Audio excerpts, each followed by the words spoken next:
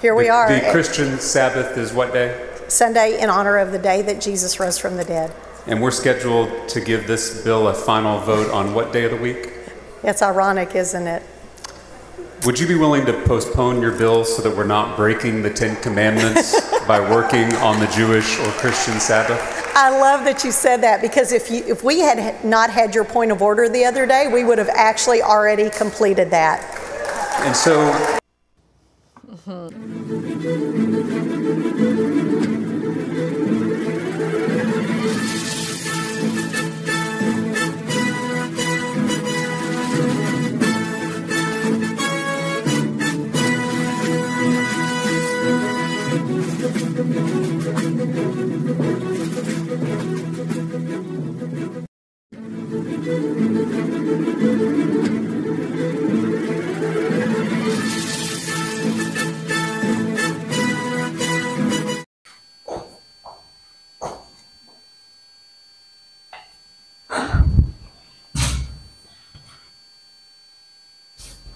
Tunakushukuru sana Mungu wetu kwa jinsi ambavyo ulivyo mwema. Tunakushukuru sana Jehova kwa jinsi ambavyo umezidi kututunza na kutuongoza kila wakati.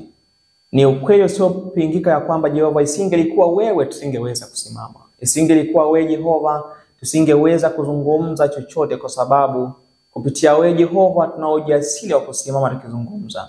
Mungu wetu wa mbinguni, tumekuja kwako tena katika masaa haya tukiwa wanyonge, tukiwa wadhaifu, tukiwa hatuwezi, tunahitaji msaada kutoka kwako. Tumekuja pia tukiwa na mizigo ya dhambi, tunahitaji kupatanishwa na wewe kabla hatujachelewa. Tunaishi wakati wa hukumu ya upelelezi, na hukumu hii ilianza Jehova kwa wafu, na hatujui ni mapema kiasi gani itaingia kwa walio hai.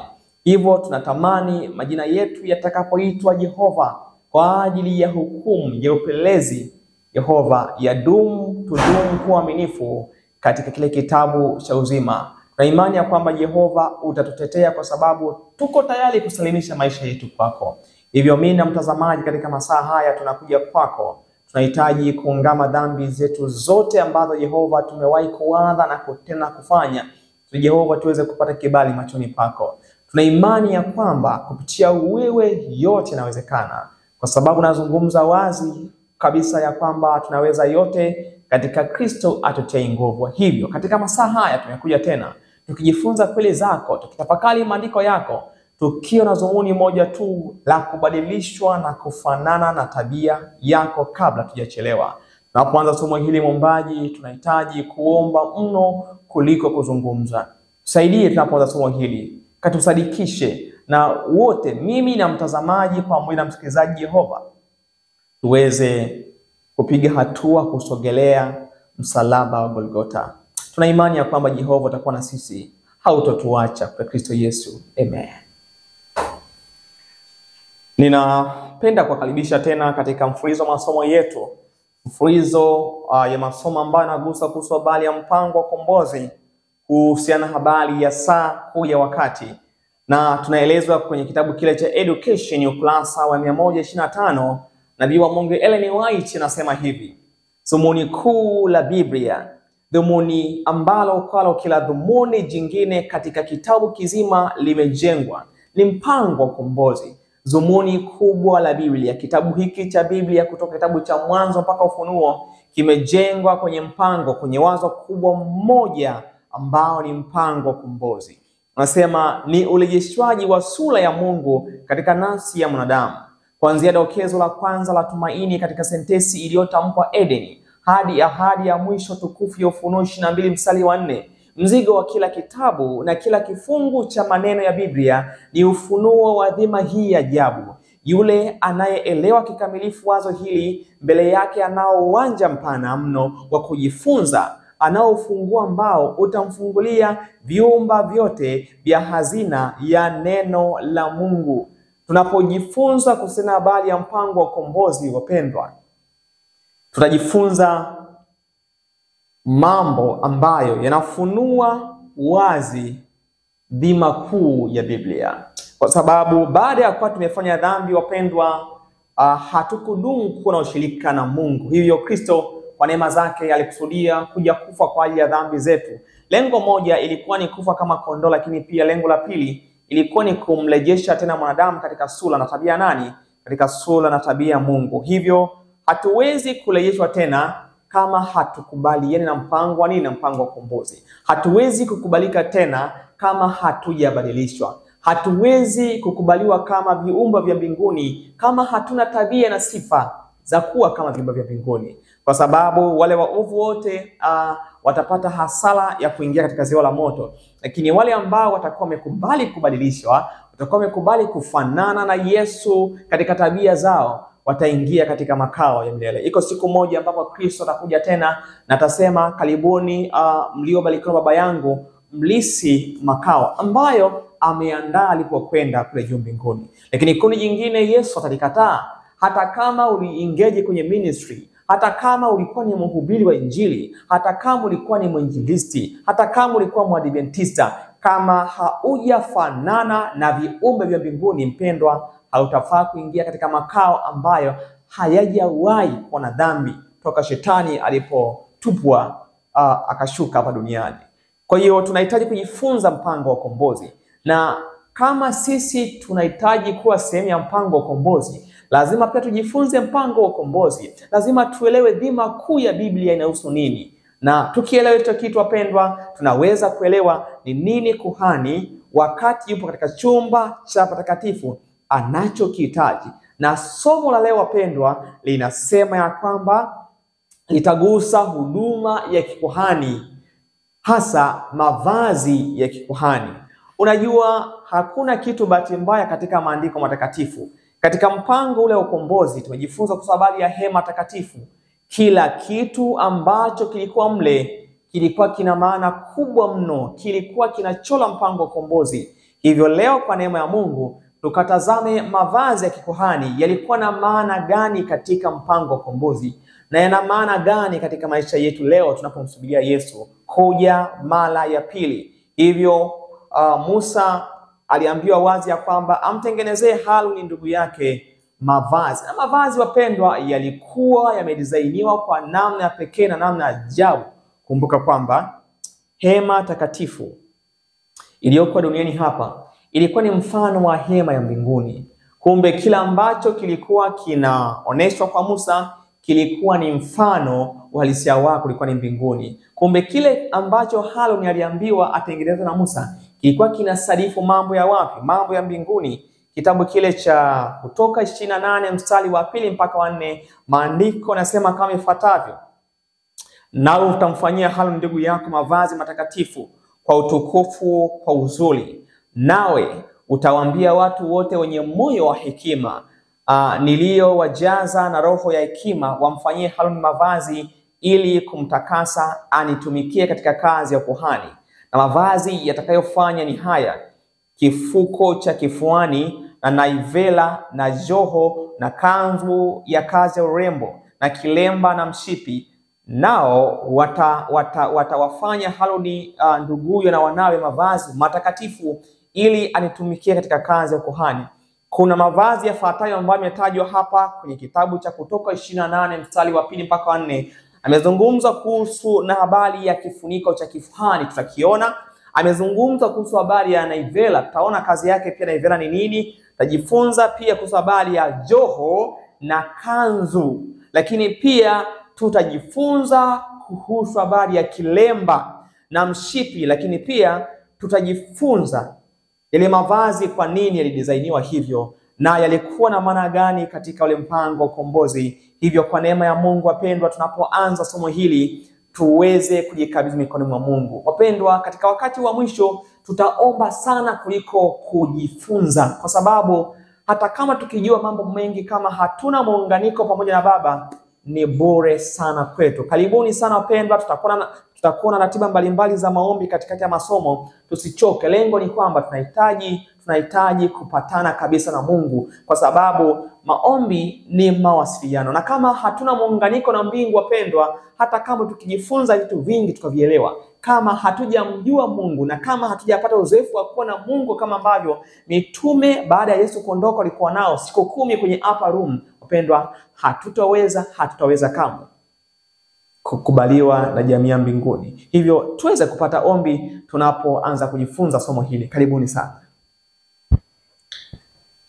Tunakushukuru sana Mungu wetu wa mbinguni kwa jinsi ulivyo mwema, kwa jinsi ulivyo mwaminifu. Tunapoanza kuchunguza kuhusu habari ya asili iliyo katika mavazi ya kikuhani na yalikuwa na maana gani katika mpango wa ukombozi, tunamhitaji Roho wako mwema aweze kutuongoza katika masaa haya. Tunahitaji tuweze kutembea mwanzo hadi mwisho tukiwa na uongozi wako. Tunahitaji mawazo yetu ya kibinadamu sasa katika wakati huu Jehova yaachwe, na tutakapochunguza siri hizi Mungu wa mbinguni, tuweze kubadilishwa na kufanana na sura yako kabla hatujachelewa. Tunaishi wakati wa hukumu ya upelelezi, wakati kuhani akiwa ndani ya chumba cha patakatifu mno. Tunahitaji Yehova kumfuata kuhani katika chumba hicho. Hivyo tunapoanza ratiba hii Jehova ya masomo haya, Roho wako mwaminifu atuongoze mwanzo wa kipindi hadi mwisho. Tunaomba kwa imani kwa Kristo Yesu. Amen. Hivyo tunapotazama mavazi haya ya kikuhani, tutagundua kwamba iko siri ambayo ilikuwa imefichwa katika mavazi haya ambayo Musa aliambiwa amtengenezee Haruni ndugu. Aliambiwa na Mungu amtengenezee Haruni ndugu yake mavazi ya kikuhani. Sasa naomba tuanze na sehemu moja ya mavazi kwenda sehemu nyingine. Sehemu moja ilikuwa ni joho jeupe na kilemba cheupe. Kwa nini Haruni aliambiwa atengenezee joho jeupe na kilemba cheupe? Kwa nini sio joho jeusi? Ukisoma moja kwa moja kwenye maandiko matakatifu, rangi nyeupe humaanisha usafi. Lakini pia rangi nyeupe humaanisha haki ya nani? Humaanisha haki ya Kristo. Hebu tutazame baadhi ya mafungo hapa ambayo yatatusaidia kuelewa kila ambacho kinazungumzwa na kwa nini Mungu alikusudia kabisa vazi la Haruni liwe na nini? Liwe na rangi hizo nyeupe. Kitabu chile cha Isaya 1:18 maandiko yanasema kama ifuatavyo: haya njooni tusemezane, asema Bwana, dhambi zenu zijapokuwa nyekundu sana zitakuwa nyeupe kama theluji, zijapokuwa nyekundu kama bendera zitakuwa kama sufu. Hivyo rangi nyeupe ni alama ya nini? Ni alama ya usafi. Lakini pia rangi nyeupe ni alama ya haki. Kwenye kitabu cha Ufunuo 19 ule mstari wa 8 maandiko nasema kama ifuatavyo. Nasema kwamba naye amepewa kuvikwa kitani nzuri ng'aayo safi, kwa maana kitani nzuri hiyo ni matendo ya haki ya watakatifu. Kumbe rangi nyeupe humaanisha utakatifu, humaanisha haki, humaanisha usafi. Ndio maana lengo la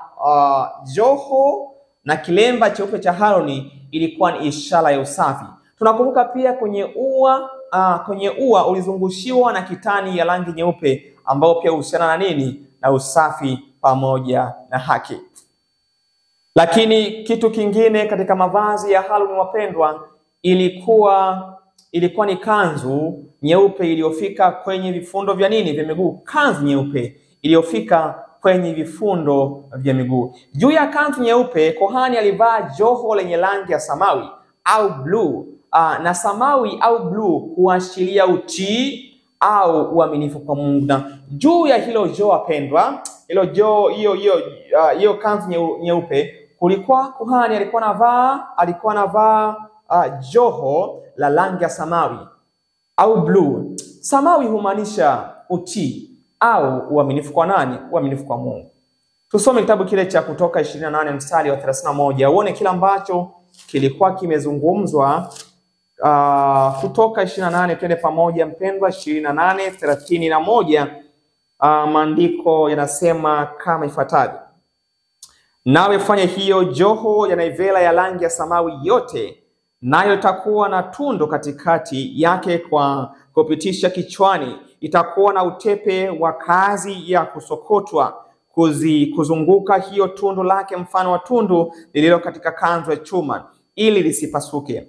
Nawe katika pindo zake utatia makomamanga ya rangi ya samawi na ya rangi ya zambarau na ya rangi nyekundu kuzunguka pindo zake kote kote, na njuga za dhahabu kati ya hayo makomamanga pande zote. Unaona, kwa hiyo Haruni hapa aliambiwa kwamba sehemu ya mavazi yake itakuwa ni kanzu nyeupe iliyofika kwenye nini? Kwenye vifundo. Lakini tumejifunza kuhusu habari pia ya njuga. Tutajua kwa nini njuga, lakini kwa nini makomamanga yalikuwa yanamaanisha nini katika mpango wa ukombozi. Hebu tutazame. Kitu kingine tumesema kwamba ni nini? Ilikuwa ni njuga na makomamanga. Upande wa chini kwenye pindo la joo la samawi kulikuwa na njuga za dhahabu zikipangwa kwa upishano na mfanano wa makomamanga katika rangi ya samawi au nini? Au nyekundu. Nadhani utaipata kwenye Kutoka 28 mstari wa 33 mpaka 34. Tutazame tena, turudie tuone kila ambacho kilikuwa kimezungumzwa na Musa kuhusiana habari ya mavazi ya Haruni na yalimaanisha nini. Haya yote mpendwa, yalihusiana mpango wa ukombozi. Kila kitu ambacho kilikuwa kimenakshiwa kwenye hema takatifu pia kilikuwa kina mahusiano makubwa mno na mavazi ya nani? Na mavazi ya kuhani, kwa sababu kuhani ndiye alikuwa mpatanishi. Ilikuwa ni lazima pia apatane na huduma zote za nini? Na huduma zote ambazo zilikuwa zinafanyika katika huduma ya upatanisho. Kwa sababu kulikuwa siku zote kulikuwa na kazi ilikuwa inaendelea, na kazi ilikuwa ni kazi ya kutoa kafara. Lakini siku moja kwa mwaka tumejifunza, sawa, ambayo ilikuwa ni tarehe 10 ya mwezi wa 7, ilikuwa ni siku ya upatanisho. Kumbe Haruni au kuhani mkuu wakati ule alikuwa anavaa mavazi kulingana na kazi aliyokuwa akifanya wakati wa huduma hii katika hema takatifu. Tazama 28:33, maandiko yanasema kama ifuatavyo. 28:33 na 34, maandiko yanasema kama ifuatavyo. 33, nawe katika pindo zake utatia makomamanga ya rangi ya samawi. Tumeshajifunza samawi maana yake ni nini? Utii. Samawi ya rangi ya zambarau na ya rangi nyekundu kuzunguka pindo zake kote kote, na njuga za dhahabu kati ya hayo makomamanga pande zote. Njuga za dhahabu na makomamanga, njuga ya dhahabu na makomamanga katika pindo za joho kuzunguka pande zote. Haya pia yalikuwa yana maana gani? Tunaelewa kwamba mambo yote ya msuyo Mungu huwakilishwa na nini? Na dhahabu. Dhahabu humaanisha uungu na sifa ambazo Mungu anazithamini sana kwa watu wake. Ndiyo maana Mungu anatoa wito kwa kanisa la Laodikia linunue dhahabu iliyosafishwa. Kumbe dhahabu pia ilikuwa na maana yake, na hii ni sifa ambayo Mungu anayo, na lakini sifa hii pia huwa anaidai pia kwa watoto wake. Kwenye kitabu cha Ufunuo 3 mstari wa 18, maandiko yanasema hivi, sikiliza. Nakupa shauri ununue kwangu dhahabu iliyosafishwa kwa moto, upate kuwa tajiri, na mavazi meupe upate kuvaa, aibu ya uchi wako isionekane, na dawa ya macho ya kujipaka macho yako upate kuona. Kumbe dhahabu huwa ina maana kubwa mno kwenye mpango wa ukombozi. Tunafahamu pia hata sanduku la agano lilikuwa na dhahabu tupu. Lakini tunafahamu ya kwamba pia kinara cha taa 7 ilikuwa ni dhahabu. Madhabahu ya kufukiza ilikuwa ni dhahabu. Dhahabu huwa ina maana kubwa mno kwenye mpango wa ukombozi. Ni sifa ambayo Mungu anaidai kwa watoto wake. Ni sifa ambayo pia Mungu anaithamini sana. Thamani Mungu tuwe kama dhahabu, kama dhahabu. Hii ni mfano tu wa vitu ambavyo Mungu anavithamini sana. Njuga za dhahabu zilikuwa na mlio na sauti makini yenye kuvutia. Watu walipokutana kwenye mlango wa ua wa hema ya kukutania, wangeweza kusikia mlio wa njuga wakati kuhani wao mkuu akitembea huku na huko katika huduma yake kwenye chumba cha takatifu mno. Njuga zilikuwa na muunganiko wa mawasiliano kati ya watu na kuhani. Kwa imani, wakati huu wa kufunga kwa matukio ya mwisho wa dunia, tunaweza kumfuata kuhani katika watakatifu kwa maombi na kudumisha mahusiano naye. Rangi ya komamanga ilikuwa ni nyekundu, humaanisha dhambi au damu, ambapo kupitia damu ya Yesu tunakombolewa. Pia rangi ya samawi humaanisha utii. Rangi ya zambarau ni mchanganyiko wa samawi na nyekundu na humaanisha rangi ya kifalme. Hata Yesu wakati anasulubiwa alivishwa joho la rangi ya zambarau. Kwa hiyo unapojifunza haya mambo, ina muunganiko mkubwa na mpango wa ukombozi. Tumejifunza kwamba njuga kazi yake ilikuwa ni kutoa sauti. Leo njuga ina kazi gani? Japo kuna somo ambao tutajifunza mbele. Wakati kuhani alipokuwa kiingia, alipokuwa kitembea, njuga zilikuwa zikitoa sauti. Kazi ya njuga ilikuwa ni kudumisha mawasiliano, kwamba mdhambi aliyoko nje kazi yake ilikuwa ni kufokasi kwenye kazi ya kuhani katika patakatifu mno. Kuhani alipokuwa akitembea anapofanya ile huduma ya upatanisho, basi mdhambi yuko naye ilitakiwa aungame dhambi zake, ilitakiwa ajisulubishe, ilitakiwa awe na maombi mengi, ilitakiwa aache kazi zingine. Na wakati huu tupo katika wakati huu. Njuga kazi yake ni kutuamsha, na ndio matukio ambayo yanaendelea duniani leo. Matukio ambayo yanaendelea ni njuga kwetu sisi, kwamba tunakaribia kufungwa kwa mlango wa rehema. Tutajuaje? Tutafahamu kwa sababu matukio ambayo yapo yanatuzunguka. Kwa mfano, tukio kubwa la kutangazwa kwa sheria Jumapili, hiyo ni njuga. Hao ni matukio. Tunaposhuhudia majanga ya asi, tunaposhuhudia magonjwa, tunaposhuhudia matetemeko, tunaposhuhudia upendo wengi kupoa, hizo ni njuga kwa watoto wa Mungu. Hizo mpendwa, zinatuonyesha kwamba kuhani muda sio mrefu atakuja tena kutukomboa. Hivyo hatupasi kupuzia matukio, kwa sababu matukio haya ni sehemu ya kutuamsha, ni sehemu ya muunganiko kati ya kazi ya kuhani na sisi. Tusije tukalemewa na dunia, tusije tukalemewa na nasa ya dunia tukasahau kazi ya maandalizi. Ndiyo kazi ya njuga. Hatupasi kudharau matukio, kwa sababu hata Mwokozi alitoa matukio hayo katika kitabu kile cha Mathayo sura 24, ya kwamba mtakapoona 1, 2, 3 mjue hakika ya kwamba yu karibu mlangoni. Mathayo 28. Wapendwa, twende pamoja tuone kile kinachozungumzwa. Ni lazima watu wa Mungu wamfuate kuhani katika chumba cha patakatifu, ya kwamba matukio haya yanawaamsha watu na kuandaa kwa ajili ya majeo ya Kristo. Anasema kitabu cha Mathayo sura 24 kwamba Yesu akaenda zake akatoka hekaluni, wanafunzi wake wakamwendea ili kumuonesha majengo ya hekalu, naye akajibu akawaambia,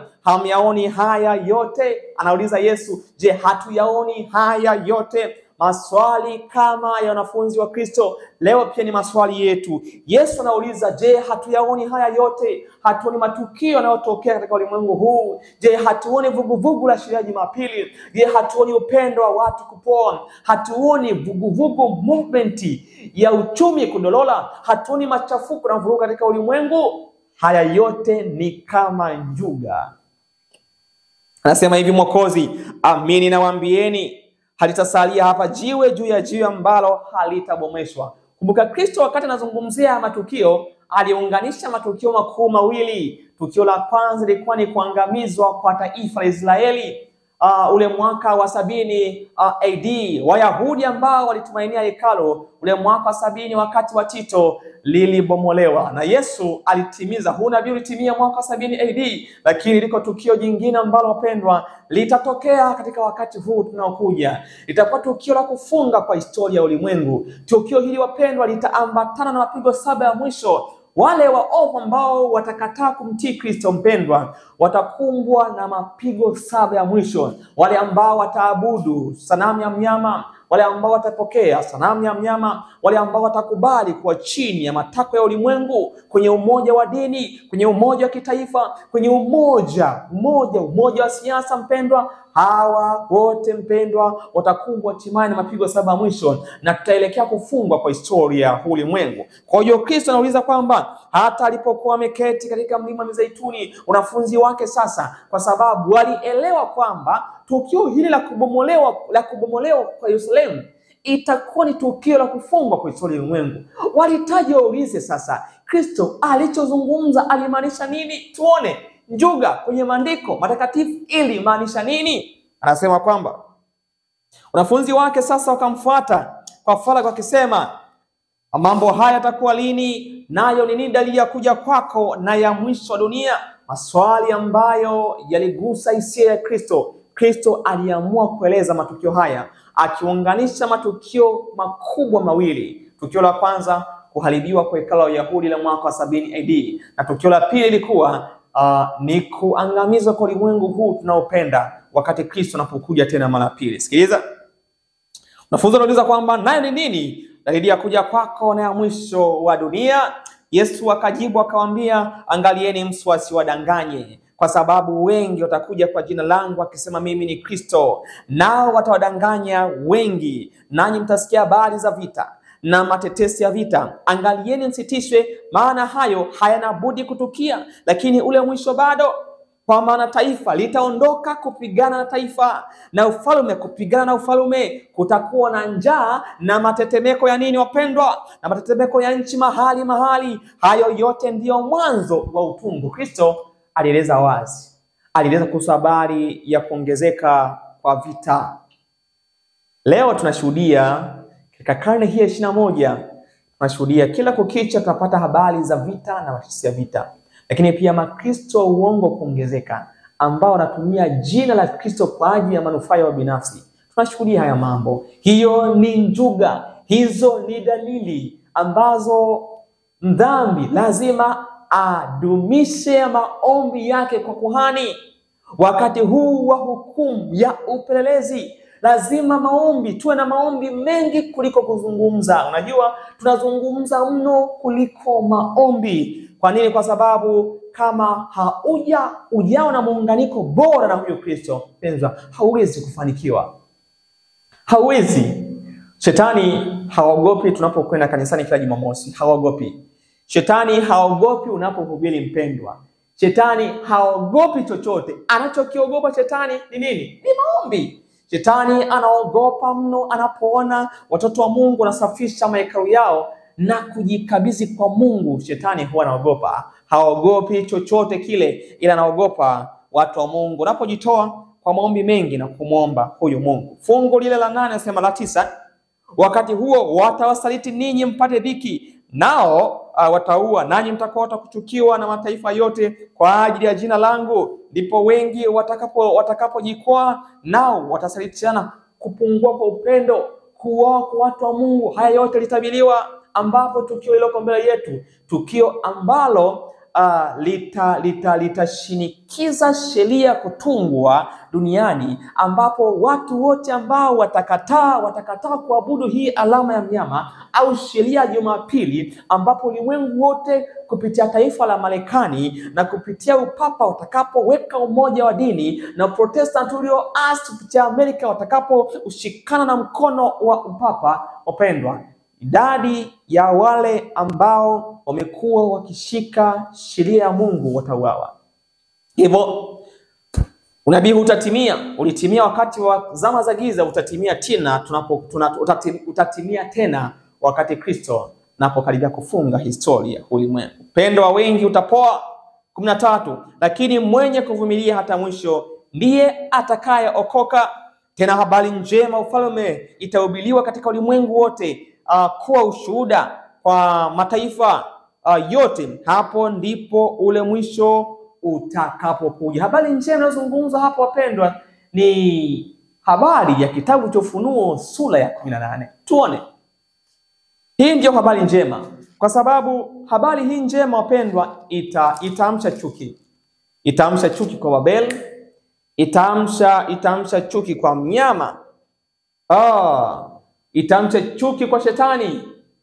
Itaamsha chuki, na wale ambao watakuwa kihubiri hizi habari mpendwa hawatabaki salama. Lakini usalama wako na wangu ni kubaki chini ya miguu ya nani? Kubaki chini ya miguu ya Kristo. Kwa sababu hata watakapowatesa watu wa Mungu, itakuwa imebaki muda mfupi tu Kristo arejee. Kwa hiyo watawatesa watu wa Mungu kimwili, lakini Kristo atakapokuja wapendwa, tutaambatana naye kwenda mbinguni. Hiyo ndio faraja yangu, hiyo ndio faraja yako mpendwa. Hata kama utakumbana na changamoto ngumu katika ulimwengu huu, bado Kristo anasema kwamba yeye atakuja kufute machozi. Ufunuo sura 18 ndio habari njema. Habari hii itakayogusa, itakayotikisa habari za Babeli. Habari itagusa kwa mnyama kwenyewe na kuambia watu watoke. Sikiliza. Ufunuo 18 mstari wa 1 anasema kwamba baada ya hayo nikaona malaika mwingine akishuka kutoka mbinguni, mwenye mamlaka kuu, na nchi ikaangazwa kwa utukufu wake. Wakati Adam na Hawa walipotoka bustanini Eden, walipungukiwa na nini? Na utukufu wa Mungu. Hivyo Kristo anapokwenda kumaliza kazi yake, kila ambacho kilikuwa kimeondoka kitarejeshwa tena. Kwa hiyo watu wa Mungu ambao wanadumu kuomba, hatimaye Mungu atamwaga Roho wake Mtakatifu, na kwa njia ya Roho Mtakatifu tabia halisi ya Kristo itahubiriwa. Kristo ataangaza watoto wake. Unajua Kristo anachokitaji ni kwamba anahitaji atengeneze watu wanaofanana na yeye kitabia. Wanafunzi wa Kristo wakati walipokuwa kwenye upper room, kilichokuja kuwatofautisha wao na Wayahudi wa kawaida ilikuwa ni maombi. Unaona? Wakati walipojua maana ya maombi, wakati walipofahamu maana ya kupewa nguvu, kwenye Matendo 1:8 waliomba. Kwa hiyo hata watu ambao wanatarajia hatimaye Mungu aweze kuwapatia nguvu ni watu wa maombi. Wanahitajika watu wa maombi kama Daniel, wanahitajika watu wa maombi kama Elijah, wanahitaji watu wa maombi kama Elijah, watu wa maombi kama Paulo. Hao ndio ambao hatimaye wanakwenda kuangaza kwa nguvu na utukufu mwingi, kwa sababu watakuwa kama Yesu kitabia. Mtu mmoja aliitwa Enoch. Huyu aliishi miaka 300 na Kristo akaona haifai huyu mtu kuendelea kubaki. Na mfano wa watu kama hao, kama Enoch, unatakiwa wakati huu. Tazama maisha ya Elisha, maisha ya Elia aliyehamishwa, pia ni mfano wa maisha ya watu ambao watahamishwa pasipo kuonja mauti. Hivyo kama unatamani mpendwa uweze kubadilishwa, dumu katika maombi. Hakuna kingine kitakachotufanikisha. Kama hauna ratiba binafsi, hauna muunganiko kati ya wewe na mbingu, haitawezekana kushinda vitu vilivyoko mbele. Haitawezekana hata kama ukijua kila kitu, haitawezekana. Tunahitaji kuwa na muda mwingi sana maombi katika nyakati hizi, kwa sababu tuko wakati wa mwisho. Tuweze kupata ombi mpendwa tunapoendelea na somo hili. Karibu sana. Tunahitaji kuomba sana kuliko kuzungumza. Asante Mungu wa mbinguni tena kwa wakati huu tunaposonga mbele na masomo haya.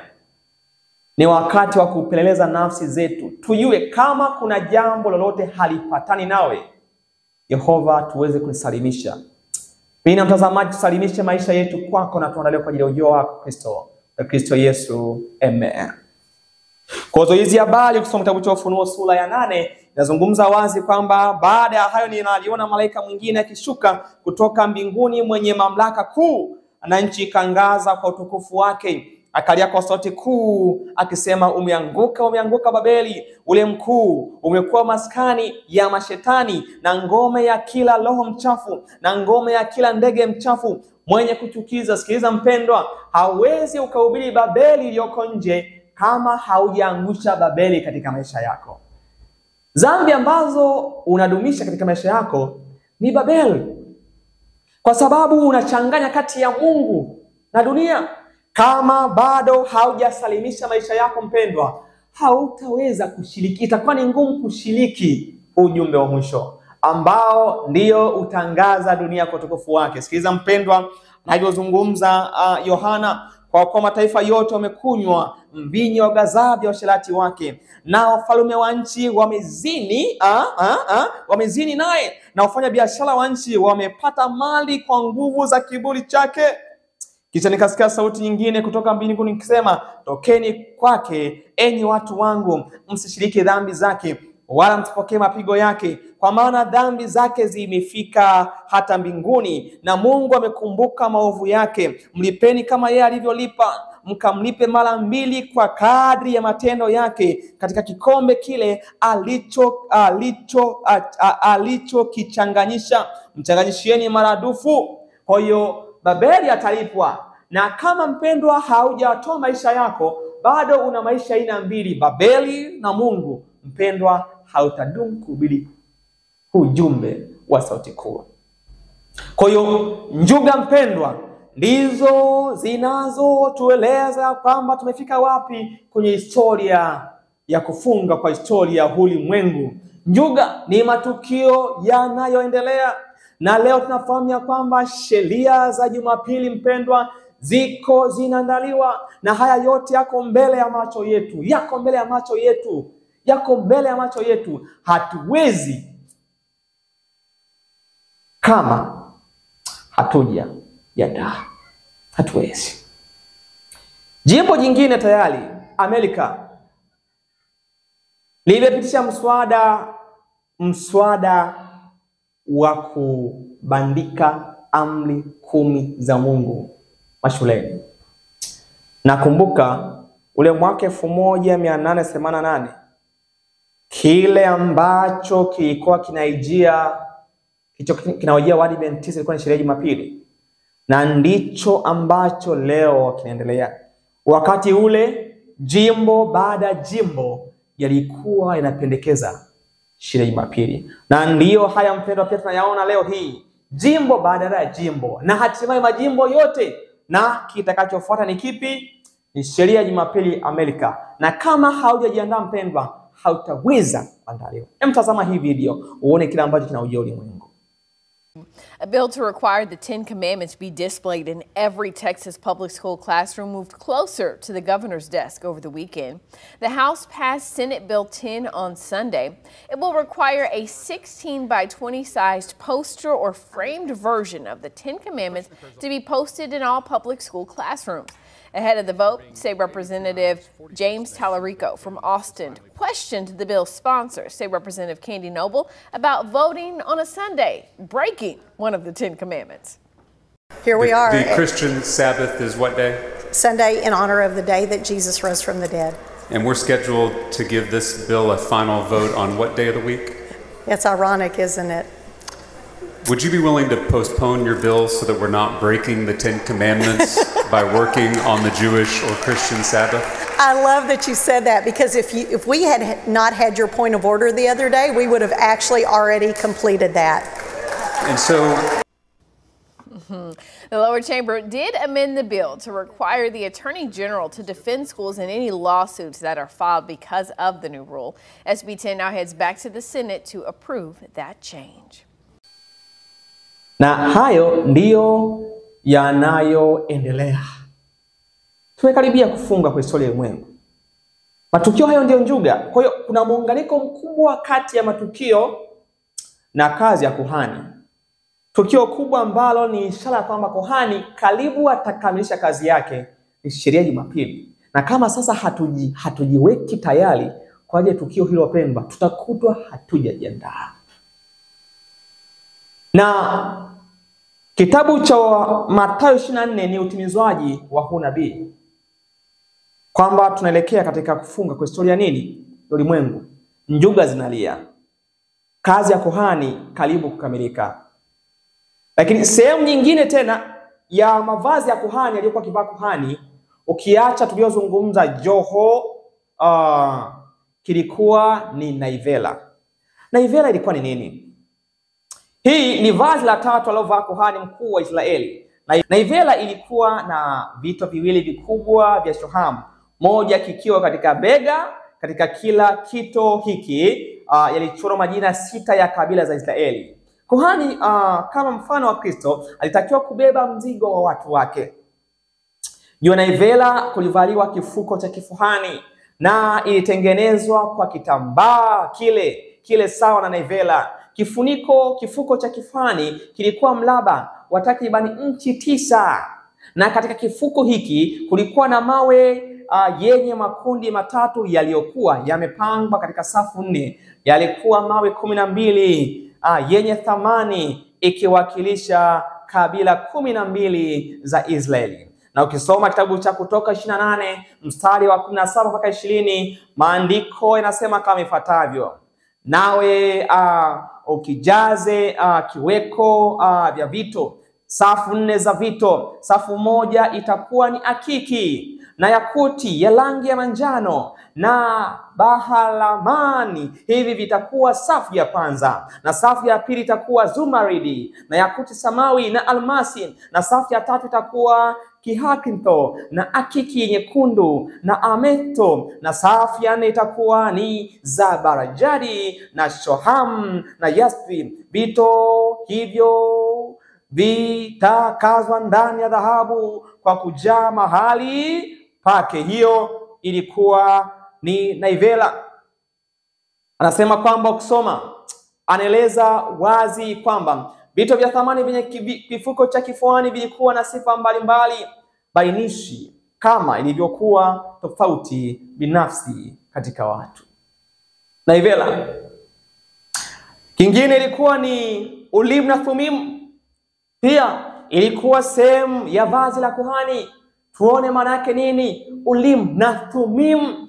Urim ilikuwa upande wa kulia, Thummim upande wa kushoto, na hii ilikuwa ni inatumika kwa ajili ya kuuliza kwa mambo ya ndio au hapana. Kwa mfano, kama mfalme alikuwa nenda vitani, alipewa naivela na kuuliza, je, nikivuka labda nikivukia kwa Wafilisti tutashinda vita? Kama jibu lilikuwa ndio, Urimu upande wa kulia ilikuwa inang'aa. Lakini kama ni hapana, upande wa kushoto kwa Thummim ulikuwa unachukua na ukungu. Sikiliza mpendwa. Kutoka 28:30 nasema kwamba nawe utie hizo Urim na Thummim katika kile kifuko cha kifuani cha hukumu, nazo zitakuwa juu ya moyo wa Haruni hapo atakapoingia ndani mbele za Bwana, na Haruni atachukua hukumu ya hao wana wa Israeli juu ya moyo wake mbele za Bwana daima. Urim na Thummim yalitumiwa kwa ajili ya uongozi katika masuala ya maalum kabisa. Kuhani angeweza kuuliza kwa Bwana masuala yaliyohitaji jibu la ndio au nini au hapana. Na ukisoma kitabu cha Samueli wa kwanza 37:8 nazungumza wazi kwamba kisha Daudi akamwambia Abiathar kuhani mwana wa Himeleki, tafadhali niletee hapa hiyo naivela. Naye Abiathar akamletea Daudi naivela huko. Daudi akauliza kwa Bwana akasema, je, nikiwafuata jeshi hili nitawapata? Naye akamjibu, fuata, kwa kuwa hakika utawapata, nawe hukosi utawapokonya, nawe hukosi utawapokonya wote. Majibu yalipatikana kwa nini? Kwa Urim na nini? Kwa Urim na Thummim ambayo ilikuwa kwenye naivela. Kama Mungu alijibu ndio, kulitokea mng'ao wa nuru kwenye Urim ulio upande wa kulia, na kama jibu lilikuwa ni hapana, Thummim uliokuwa upande wa kushoto ilifunikwa na ukungu. Leo tunaweza kupata majibu haya kwenye maombi, na tunapojifunza maandiko matakatifu Mungu anaweza kutupatia majibu tunapomuomba kwa bidii. Leo hatuna Urim na Thummim, leo tuna maandiko matakatifu na roho ya unabii ambayo inaweza kutuongoza, hatutaweza kupotea. Maombi pamoja na maandiko ni Urim na Thummim katika maisha yetu ya leo. Lakini kingine, kwenye vazi la kuhani kulikuwa na bamba ya dhahabu. Bamba ya nini wapendwa? Ilikuwa inakaa hapa, bamba ya dhahabu. Lengo ilikuwa ni kulinda nini? Hii sehemu ya mbele. Leo hii sehemu ya mbele tunalinda kwa nini? Hii sehemu ya mbele wapendwa ni sehemu nyeti sana. Ni sehemu ambayo huwa inaathiriwa kirahisi sana. Tuone anazungumza nini? Kitabu cha Kutoka 28 mstari wa 37 mpaka 38, maandiko yanasema hivi: nawe fanya bamba ya dhahabu safi ya kuchora juu yake, mfano wa machoro ya mhuri mtakatifu kwa Bwana. 37, nawe utie hilo bamba katika ukanda wa rangi ya samawi, nalo litakuwa katika kile kilemba, litakuwa upande wa mbele wa kile kilemba, nalo litakuwa katika kipaji cha uso wa Haruni. Kipaji cha nini? Cha uso wa Haruni. Ile alama ya mnyama itawekwa wapi? Kwenye kipaji cha uso au wapi? Au mkononi. Hii ina maana gani? Sikiliza mpendwa, anasema hivi: nalo litakuwa katika kipaji cha uso wa Haruni, na Haruni atauchukua uovu wa vile vitu vitakatifu atakavyo vitakasa hao wana wa Israeli katika vipawa vyao vyote vitakatifu. Sikiliza, nalo litakuwa katika kipaji chake cha uso siku zote itakiwa iwe juu ya nini? Tuone maana yake nini. Anasema hivi: ili kwamba vipate kukubaliwa mbele za nani? Mbele za Bwana. Anasema hivi: bamba la dhahabu wakati wote lilikuwa kwenye paji wa uso wa kuhani mkuu. Hii ni muhimu sana kwetu wapendwa. kutambua kuwa ubongo wa mbele ndiyo kituo kikuu cha maadili ambapo hukumu hufanyika.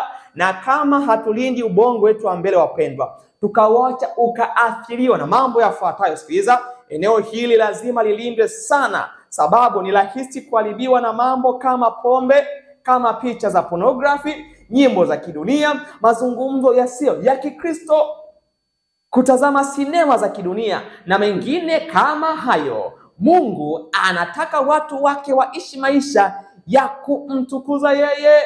Warumi 12 mstari wa 1 mpaka wa 2 inazungumza wazi ya kwamba, basi ndugu zangu, na wasihi kwa huruma zake Mungu, itoeni miili yenu iwe dhabihu iliyo hai, takatifu, ya kumpendeza Mungu, ndiyo ibada yenu yenye maana. Wala msifuatishe namna ya dunia hii, bali mgeuzwe kwa kufanywa upya nia zenu, mpate kujua hakika mapenzi ya Mungu yaliyo mema, ya kumpendeza na ukamilifu. Kama hatulindi sehemu yetu ya mbele, wapendwa, hatutoweza kushinda dhambi. Hatutoweza. Na ndiyo maana kitakachofanya watu pekee wapokee alama ya mnyama ni kitu gani? Shetani anaweza akaruhusu kaja kanisani, wala haogopi. Shetani anaogopa unapolinda ubongo wako wa mbele. Anaogopa pale ambapo unazuia mawazo na fikra zako kuondolewa kwenye maandiko matakatifu. Pale unapozuia mawazo yako kuondolewa kwenye uwepo wa Mungu, pale ambapo unakuwa ni mtu wa maombi na kuzuia mivuto ya dunia, hapo ndipo shetani huogopa. Leo Wakristo wa leo ni Wakristo bandia, kwa sababu wanaishi maisha ya kuigiza. Kwa sababu kwa nje ni Wakristo, lakini katika mawazo yao sio Wakristo. Kwa kitakachofanya watu pokea alama ya mnyama, mpendwa, ni mawazo, fikra zao mbaya. Ubongo sio takaswa. Wanakuja kanisani lakini bado wana mawazo ya ngono katika akili zao. Wanakuja kanisani lakini bado wana mawazo ya chuki na wivu. Ni rahisi mtu kucheka mbele akikusalimia bali mpendwa, lakini ndani ya moyo wake amejaza chuki kuhusu wewe. Tunashangaa sana idadi kubwa ya watu kupokea alama ya mnyama kwa sababu walipuuzia maandalizi, walipuuzia kusacrifice maisha yao kwa Kristo. Wakati ambapo itakiwa yatoe maisha kwa Kristo na kumwambia Kristo, nitwae kama nilivyo, walipuuzia. Walihisi kwenda kanisani kila Jumamosi ndiyo wokovu, lakini kumbe walipuuzia mambo ya kawaida, mambo ya kujisafisha, walipuuzia, na hii haitaokoa. Bamba kwenye kipaji cha uso. Linda sana ubongo wako wa mbele. Linda sana moyo wako, maana ndiko zitokako chemichemi za uzima. Na hata Kristo atakapokuja, wako wale ambao watamwambia, Bwana, Bwana, tulitoa pepo kwa jina lako. Atawaambiaje? Atawaambia, tokeni kwangu enyi mfanyao maovu. Atawakataa kwa sababu gani? Kwa sababu hawana muhuri wake. Kumbuka, na muhuri wa Mungu unawekwa wapi? Unawekwa katika kipaji cha uso. Kutakuwa na makundi mawili tu, wale ambao wana muhuri wa Mungu na wale ambao wana alama mnyama. Vyote vinawekwa hapa, kingine mkononi, lakini muhuri wa Mungu, mpendwa, unawekwa kwenye nini? Unawekwa kwenye kipaji cha uso, kwa sababu hapo ndipo ambapo maamuzi huwa yakifanyika. Na kitu cha mwisho ambacho kuhani alikuwa nacho ilikuwa ni chetezo. Chetezo, na inazungumza wazi kwenye use instruction. Use instructor ya Aprili 16, 1993. Aya ya 11 na 12 inazungumza hivi, Ellen White. Chetezo na uvumba ni ishara ya maombezi ya Kristo kwa ajili yetu. Kristo anakusanya maombi, sifa na kafara za watu wake na kuziweka katika chetezo. Pamoja na hivyo, anachanganya na kustahili kwa haki yake isiyo na doa. Anasema kwamba kisha kwa manukato ya uvumba wa upatanisho wa Kristo, maombi yetu yanakamilishwa na kupaa mbele za Mungu, ndipo majibu ya utukufu yanarudi. Chetezo pamoja na uvumba. Hivyo katika wakati huu, mpendwa, kama hautoi muda mwingi kwa ajili ya maombi, ni rahisi sana kupotea. Rahisi mno kupotea. Pale mwanadamu anapopeleka kwenye kiti cha rehema ndipo anapokuwa mteja wa wakili. Leo Kristo yuko ndani ya nini? Ya chumba cha patakatifu. Tunapopeleka maombi yetu ya kina ndipo ambapo Kristo anapokea maombi yetu. Anapoanza tu kutamka toba yake na kuomba msamaha, Kristo anamkubali na kupokea kesi hiyo na kuifanya kwake. Hivyo wakati ambapo wapendwa, kuhani yuko wapi? Yuko patakatifu. Haitakiwi wapendwa kudumisha dhambi katika maisha yetu. Dhambi lazima ikome hata kwa wazo. Dhambi lazima, hii itawezekana tu kama tutakuwa watu wa maombi. Tutakuwa watu wa kusoma neno. Hii itawezekana kwa sababu Mungu huweka muhuri wake hapa. Tukifanikiwa tu wapendwa kumruhusu Kristo akatawala hii eneo letu la mbele, tutakuwa shindi dhidi ya dhambi. Ndicho Mungu anachokitaji. Wapendwa, tuko wakati wa mwisho kabisa, wakati ambapo Kristo atakuja bague kati ya kondoo na nini na mbuzi. Mpendwa, ninakupendekezea kwa Kristo mwenye nguvu. Yeye anaweza, hata kama mpendwa una dhambi, yeye Kristo anasema kwamba anaweza yote. Anasema njoo kwake wewe usumbukae na kulemewa na mzigo wa dhambi, naye atakupumzisha. Acha kutazama udhaifu wako, mtazame Kristo. Nenda kwa Kristo, mwambie Kristo, ninahitaji ushindi, naye atakupatia ushindi. Hatuwezi kushinda kwa nguvu zetu wenyewe. Hatuwezi kushindwa kwa uwezo wetu mwenyewe. Hauwezi kushinda, sitoshinda, ila yuko aliyeshinda. Yeye ambaye alitoka kaburini akiwa na nguvu na uwezo mwingi. Yeye ambaye siku sio nyingi mbingu itangazwa kwa mwao wake. Malaika maelfu na maelfu na maelfu watakuja wakiwa wameambatana naye. Watoto wake ambao wamekuwa watumwa katika ulimwengu huu leo, atawaambia njooni wanangu, na kufumba na kufumbua. Wale waliolala kaburini mpendwa watafuliwa, na wale ambao watakutoka hai mpendwa wabadilishwe. Ni Yesu yule ambaye alikuja kama kitoto Bethlehem. Wakati huu mpendwa anakuja akiwa Bwana wa mabwana na mfalme wa wafalme. Hataki kukosa mtu mpendwa. Kama unahitaji kubadilishwa ajabu Yesu, au unahitaji kufuliwa ajabu Yesu, ni kujitoa kwa Kristo. Yeye anaweza. Na kutoa maisha yetu kwa ajili ya maombi. Hilo linawezekana mpendwa. Linawezekana. Mungu atusaidie sana wapendwa. Atusaidie na tuandae kwa ajili ya marejeo yake. Tumefikia mwisho wa somo hili mpendwa la mavazi ya kuhani na maana yake katika maisha yetu. Tunapaswa kumtazama kuhani katika chumba cha patakatifu. Lakini pia pasipo kusahau mpendwa, kuna nakala hapa ya vitabu ambavyo ni kama baraka. Tumekuwa tukiwaambia watu, hiki kitabu kinaitwa Saa Kuu ya Wakati. Kimezungumza kuhusu habari ya mpango wa ukombozi. Imezungumza hema takatifu. Imezungumza kazi ya kuhani. Imezungumza masuala ya njuga na kila kitu. Kitabu hiki kitabariki wengi. Usipange kukosa kwa nacho. Lakini kingine Masihi 2031, hiki pia kinafunua mpango mkubwa wa ukombozi. Wakati ulionao na masaa na majira tulionao mpendwa, upasi kukosa vitabu hivi, kwa sababu vinatuandaa kwa ajili ya ujio wa Kristo. Lakini zaidi ya yote mpendwa, ni wakati wa kuchunguza maisha yetu na kumkabidhi Kristo maisha yetu. Asante sana Yesu. Asante kwa wakati huu mpendwa Kristo. Nahitaji uweze kutuongoza sana. Karibu kwa ajili ya ombi tunapofunga kipindi hii. Karibu sana. Asante sana Yesu Kristo kwa wakati mwingine tena. Ni wewe uliyetupatia wasaa kujifunza, kwa sababu sisi tusingeweza hata kusimama kuzungumza. Kila jambo ambalo umeruhusu mpendwa Kristo ikawe baraka katika maisha yetu, na kuandaa mmoja, kuandaa wawili, watatu kwa ajili ya ujio wako. Natamani Kristo sote tuweze kuandaliwa katika masaa haya, masaa kabisa ya jioni, masaa ya kufunga historia ya ulimwengu. Tusaidie kwa watu wa maombi, tusaidie kuzungumza na wewe, tusaidie kutembea na wewe kila wakati kama Enoka, tutembee na wewe kama Ibrahim, tutembee na wewe kama Paulo, tutembee na wewe Jehova kama Elisha na Elia. Huu ndio usalama wetu pekee, na tusifuatishe dunia hii na mambo yake yote.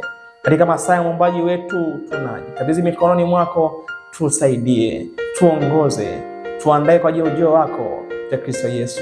Amen. Mpendwa, Mungu akubariki sana. Tutaonana panapo majaliwa. Kumbuka kwamba tunaishi wakati wa kufunga kwa historia ya ulimwengu. Pani yuko patakatifu, muda sio mrefu atakuja kudai watu wake. Usipange kukosa mara on Christ's righteousness.